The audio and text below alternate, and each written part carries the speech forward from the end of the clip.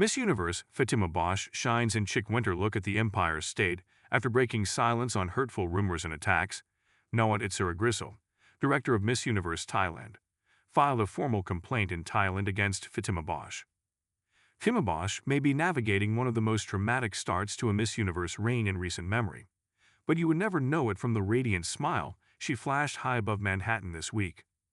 The newly crowned Miss Universe 2025 lit up the 86th floor of the Empire State Building, showing off a polished winter look as she took in the sweeping skyline and greeted the crowds eager to meet her.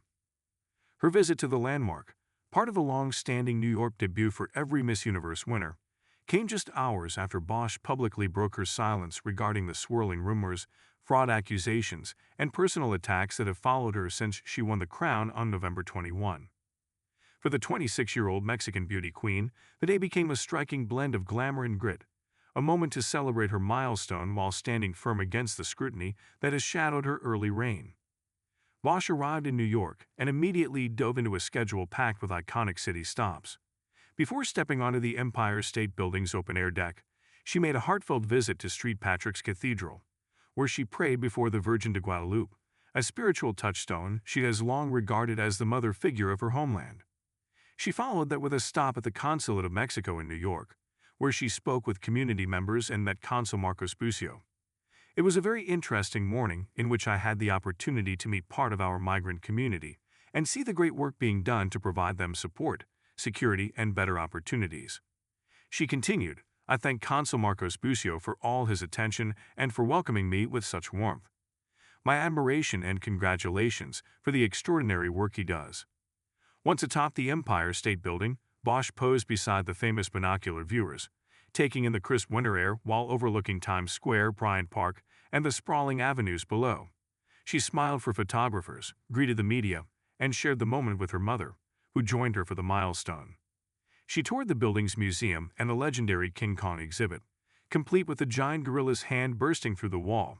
She also experienced the skyscraper's immersive elevator simulation, where screens animate the building's history and its many film cameos. The moment was deeply personal for Bosch, who has long held a special love for the city. But I'll tell you that I am very excited about this. I have loved New York since I was little. I've been here so many times and never thought that one day the flag of my country would be on this building. It is incredible, I feel great, and I am very excited, she said during her tour. Her polished appearance and upbeat energy stood in stark contrast to the serious headlines she addressed earlier in the week. After days of speculation, Bosch finally responded to the social media firestorm that erupted after her win, including accusations of fraud and rumors that she planned to renounce the crown. Speaking on Hoi Dia, she dismissed the claims with firmness and clarity. Of course not, because I deserve this crown and I deserve this sash. The reality is that many things can be said, but I repeat, there is only one truth. I made the same effort as all my fellow contestants. I made the same commitment as all my fellow contestants. And we went through exactly the same tests, and I won. So why would I give up something I worked for, she affirmed. She'd also described how the controversy has affected her personally, acknowledging the emotional toll of the criticism. I am 25 years old. I had never been in this environment. Of course it hurts. Of course it hurts because they attack my family, they attack me, but when God puts a purpose in your heart, there will be a lot of adversity, and I will not stop being here because I am in Miss Universe solely for philanthropy and social causes. The latest defamation lawsuit against Miss Universe Fátima Bosch.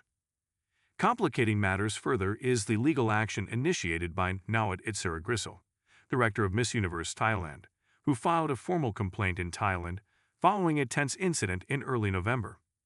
His team claims the dispute was the result of a linguistic misunderstanding. We want to reaffirm that Mr. Nawat Itsaragrisil never called Ms. Fátima Bosch dumbhead.